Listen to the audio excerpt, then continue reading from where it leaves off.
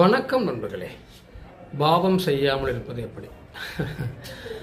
அடுத்தவங்களுக்கு கெடுதல் பண்ணாமல் நம்மளால் மற்றவங்கள் பாதிக்காமல் இருந்தாலே கண்டிப்பாக நம்ம பாவம் செய்ய மாட்டோம்.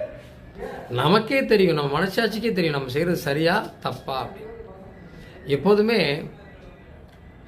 நாம் பெரியோர்கள் முன்னோர்கள் சாப்பிட்றதுக்கு முன்னாடி கூட பாருங்களேன், கொஞ்சம் தண்ணி எடுத்து அந்த பக்கம் அப்படி நீரில் வைப்பாங்க.